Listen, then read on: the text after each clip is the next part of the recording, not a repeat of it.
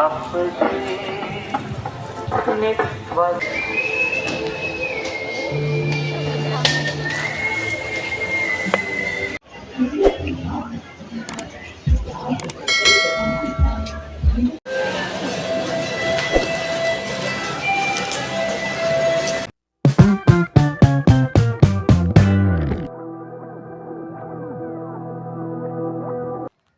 guys, welcome back to our YouTube channel. ඔන්න ඉතින් අපි අද අලුත්ම vlog එකකින් ආවා. අද අපි ආවේ කොහෙද කියලා ඔයාලා දැනටමත් දන්නවා. අපි අද ආවේ කොළඹ ජාත්‍යන්තර පොත් ප්‍රදර්ශනයට. ඉතින් මේ දවස ගැන කියනවා නම් මේ දවස මම දින ගැන හිටපු දවසක්. ඉතින් මොකද අවුරුද්දටම බුක් ෆෙයා එකක් එන්නේ එකපාරයිනේ. ඉතින් අපි බුක් ෆෙයා එකට ආවා. ඉස්සලම අපි ටිකට් කවුන්ටර් එකෙන් ටිකට් එකක් ගන්න ඕනේ. මේක ටිකට් එකක් කිව්වා ටිකට් එකක් නෙමෙයි මේක බුක් මාක් එකක්. රුපියල් 20ක් තමයි උනේ. එතනින්ම අපිට මැප් එකක් ගන්න පුළුවන්. මැප් එක අරගෙන Tamanට අදාළ තැන බලාගෙන හරියටම අදාළ ස්ථානටම යන්න පුළුවන්. මොකද රස්තියදු වෙන්නත් ඕනේ නැහැ මැප් එකක් තියෙන හින්දා. මේ තමයි අපි දෙන්නත් එක්ක තුන්වෙනි පාරටත් එන බුක් ෆෙයා එක 2025 බුක් ෆෙයා එක. ඉතින් අපි තුන්වෙනි පාරටත් බුක් ෆෙයා එකට ආවා. අපි මුලින්ම ආවේ අරටුව ප්‍රකාශන තියෙන තැනට. මෙතන තනිකර තිබ්බේ නවකතා, කෙටි කතා වගේ ඒවා. ඒ වගේ මෙතන විශේෂයෙන්ම වැදගත් ශාරුක්ගේ ෆෑන්ස්ලාට වැදගත් පොතක් තිබ්බා. ඒක තමයි ශාරුක් ખાන්ගේ චරිතාපදානය තියෙන ශාරුක් ખાන් කියන පොත. ඇත්තට මම මේ පොත ගත්තේ නැහැ. ඒත් ඒ පොතේ පිටු පෙරලලා බැලුවා මාරම ලස්සනයි ඒක. ඒ කියන්නේ ශාරුක් ખાන්ගේ ෆිල්ම්ස් වල තියෙන ෆොටෝ අරගෙන තමයි ඒකට ඇඩ් කරලා තියෙන්නේ. මාරම ලස්සනයි ඒ පොත. ගන්න ආසත් හිතුණත් ඒක ගත්තේ නැහැ. මෙතන එක එක විදිහේ මාරම ලස්සන නවකතා තිබ්බා. ඒ කියන්නේ ගොඩක් කට්ටිය TikTok, YouTube channel වල වගේ දාලා තිබ්බ ඒවා ගොඩක් තිබ්බා.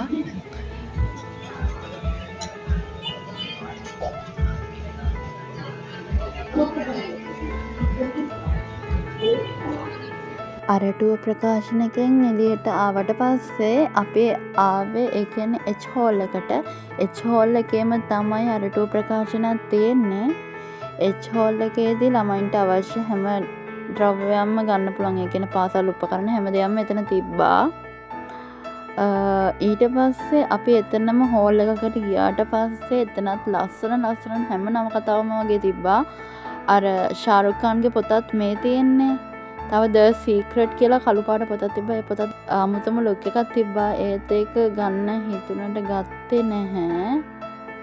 ඊට පස්සේ අපි තව එතනම හෝල් එකකට ආවා. එතනත් තිබ්බ පොඩි ළමයින්ට කතන්දර පොත්. මේ තියෙන ෂර්ලොක් හෝම්ස්ගේ පොත්. එතන හැබැයි තිබ්බේ චන්දන මෙන්ඩිස්ගේ පොත් නම් නෙමෙයි.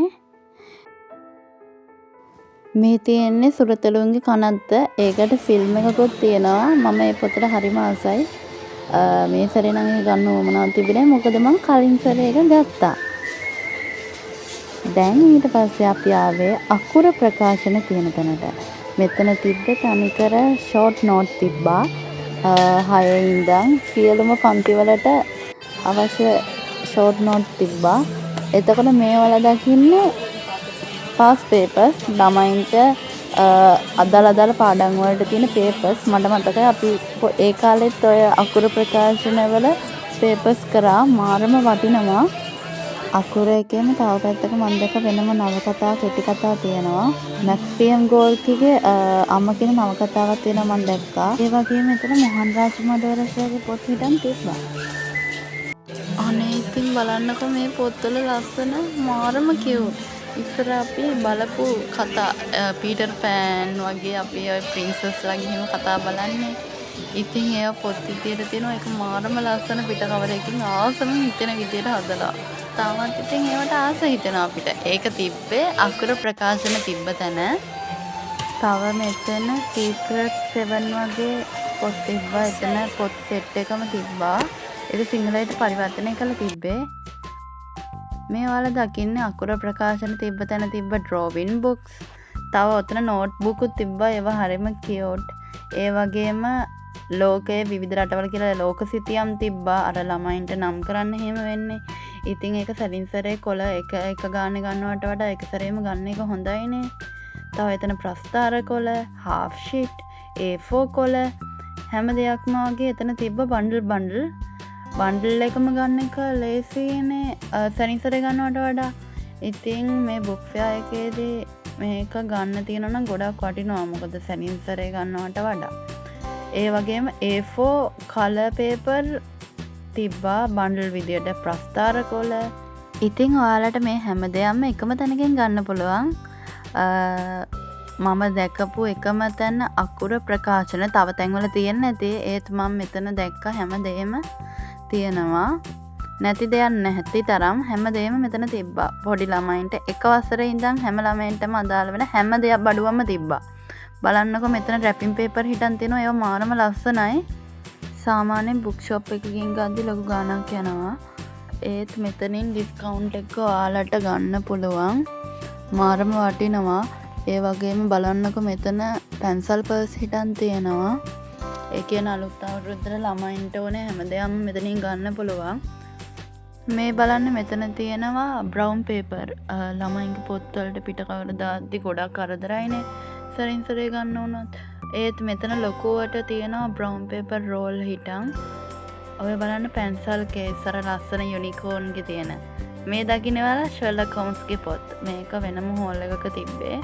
එතන 120ක් ඩිස්කවුන්ට් තියෙනවා. මම දැක්ක ෂර්ලොක් හෝම්ස් පොත් ටික. මේ හෝල් එකේ විශේෂයෙන් කියලා තිබ්බේ ආශිර්වාද ප්‍රකාශනයි සරසවි ප්‍රකාශනයි. මේ පොත මම දැක්ක FB එකේ දාලා තියෙනවා මාගරට් රන්දික කියන කෙනාගේ.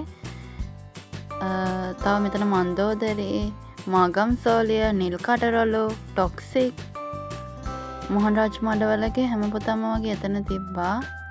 හැම තැනකම වගේ 120ක ඩිස්කවුන්ට් තිබ්බා. ඒ වගේම ඉංග්ලිෂ් නවල් වගේවට 50%කම ඩිස්කවුන්ට් එකක් තිබ්බා.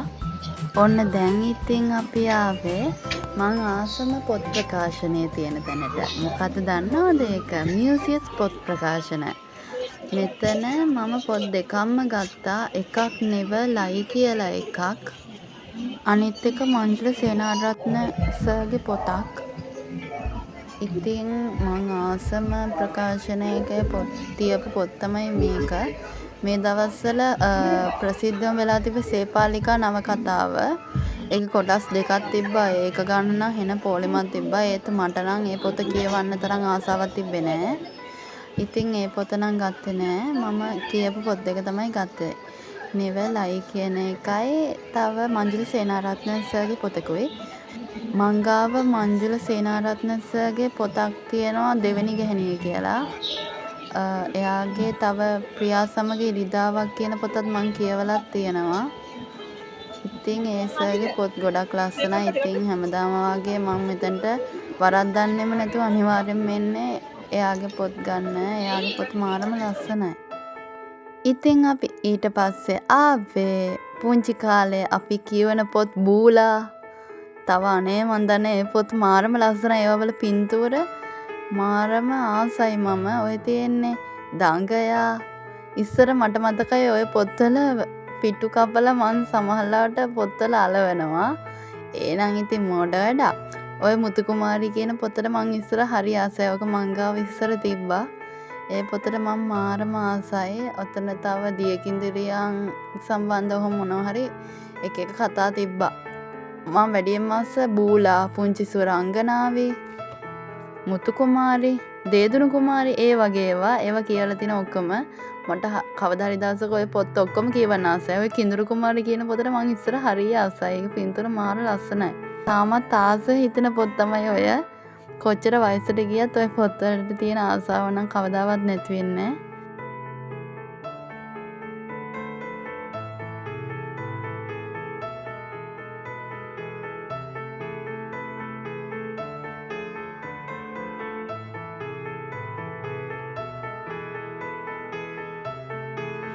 මෙන්න මෙතන තමයි ඒ හෝල් එක තියෙන්නේ. ඉතින් අපි ඒ හෝල් එකට නම් ගියේ නෑ. අපි ඊට පස්සේ ගියේ K හෝල් එකයි J හෝල් එකයි හොයාගෙන. මොකද ප්‍රතිභා ප්‍රකාශනයි බිසෝ ප්‍රකාශනයි තිබ්බේ ඒ හෝල් වල. දැන් මේ අපි යන්නේ මොහන් රාජ් මඩවලස ඉන්න බිසෝ ප්‍රකාශන තියෙන තැනට. මට සර්ව දැක ගන්න ආසාවක් ආවා. ඒත් මං දෙවනිදා ඇවිල්ලා සර්ගේ පොතක් අරන් ගියා. ඉතින් මට සර් ඉන්න වෙලේ සර්ට කියලා සයින් කරගන්න බැරි වුණා. ඉතින් එතන මාරම විදිහට සෙනගක් හිටියේ. පොත සයින් කරගන්නම දිගම දිග පොලිමක් තිබ්බා. ඔන්න ඉතින් අපි ඊළඟට ආවේ ප්‍රතිභා ප්‍රකාශන තියෙන හෝල් එකට, J හෝල් එකට. ඉතින් මෙතනදිත් මට මං ආසම කතුවරයෙක් හම්බුණා. ඒ තමයි ලසිත රවින් උමගිලිය සර්. ඒ සර්ට කියලා සයින් කරගත්තත් එක මගේ පොත. ඔන්න ඉතින් උවමනාම පොත් ටික මං ගත්තා. මාර ආසාවෙන් හිටියේ බුක් ෆෙයා එකට එන්න. ඉතින් ඊට පස්සේ අපි ආවේ මාස්ටර් ගයිඩ් තියෙන තැනට. මෙතනට එන්න නම් උවමනාවක් තිබ්බේ නෑ. ඒත් මේ වීඩියෝ එකට අප්ලෝඩ් කරන්න ඕනේ කියලා හිතුණ හින්දා ආවා. මෙතන මාස්ටර් ගයිඩ් ප්‍රකාශනයකින් එක වසරේ ළමයින්ගේ ඉඳලා 11 වසර 12 වසර 13 වසර වෙනකම්ම ළමයින්ට පොත් තියෙනවා. ගොඩක් වටිනවා. අපි පොඩි කාලේ ඉඳන්ම කරපු පොතක් තමයි මාස්ටර් ගයිඩ් පොත්. එයාලගේ පොත් මාරම ක්වොලිටි විදිහට තිබ්බා ඒ කාලේ ඉඳන්ම. ඊට පස්සේ අපි ආවේ ගොඩගේ ප්‍රකාශන තියෙන තැනට. එතනටත් ඇවිල්ලා අපි ගොඩක් දේවල් බැලුවා. එතන තියෙනවා ඒ ලෙවල් කාලේ ළමයින්ට කරන්න තියෙන සිංහල ව්‍යාකරණ ආකාරාදිය. දැන් සිලබස් එකේ තියෙනවා ගද්‍ය පද්‍ය කියලා තියෙන්නේ. ඒ හැම එකකටම පොත් තිබ්බා. ඒක ගොඩක් විදියට මාරම විදියට වටිනවා. ඒ වගේම ෂෝට් නෝට් පොතුත් තිබ්බා. අර පදනම කියලා කියන්නේ ප්‍රකාශනයේ ඒකේ. ඒ වගේම නීතිය සම්බන්ධ පොත් වගේ හැම දෙයක්ම මෙතන තිබ්බා. තව පොඩි ළමයින්ට කතන්දර පොත්. ඒ හැම දෙයක්ම වගේ එතන තිබ්බා. ඉතින් ගොඩක් වටිනවා. ඔයාලත් යන්න ඕන තැනක් තමයි ගොඩගේ ප්‍රකාශන එක මේ බුක් ෆෙයා එකේදී. ඒ වගේම මේ ගොඩගේ ප්‍රකාශන එකේදී ඔයාලට ඒ ලෙවල් කාලේදී අවශ්‍ය වෙන පුරාතන ගද්‍ය සංග්‍රහය වගේ පොත් හැම එකක්ම මෙතනින් ගන්න පුළුවන්.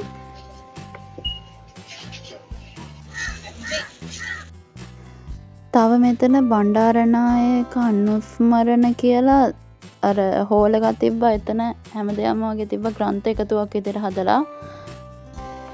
ඊට පස්සේ තව අපි පාස් පේපර්ස් තියෙන ඇට්ලස් හෝල් ප්‍රයිවට් ලිමිටඩ් කියන තැනටත් ආවා. එතන තනිකර තිබ්බ පාස් පේපර්ස්ම තමයි.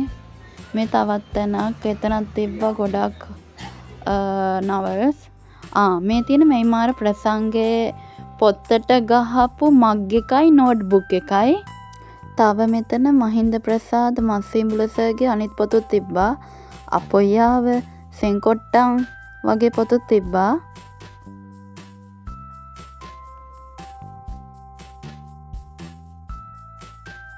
ඔන්න ඉතින් ආසාවට ගේම් එකකුත් ප්ලේ කරා. හැබැයි ඒක දිනේ නෑ. ඔන්න ඉතින් ඔක්කොම පොත් අරගෙන ඉවර වෙලා බඩගිනි හින්දා අපි ඉතින් කන්න හිතුවා. කොත්මලේ චීස් කොත්තු ගිය සැරේත් අපි එතනින්ම ගත්තා. ඒ හින්දා එතන හොයාගෙනම ගිහිල්ලා එතනින්ම තමයි ගත්තේ. ඔන්න ඉතින් කාලා අපි දැන් ගෙදර යන්නයි මේ හදන්නේ. ඉතින් මෙච්චර වෙලා වීඩියෝ එක බලලා අපිත් එක්ක මෙච්චර වෙලා රැඳිලා හිටිය ඔයාලට ගොඩක් ස්තුතියි. ඉතින් මේ වගේ තවත් ඉස්සරහට ලස්සන බ්ලොග් ගේන්න බලාපොරොත්තු වෙමින් අපි ඉන්නවා. ඉතින් අපිත් එක්කම රැඳී ඉන්න කියලා මං ඉල්ලනවා. අපි සබ්ස්ක්‍රයිබ් කරලා තියාගන්න.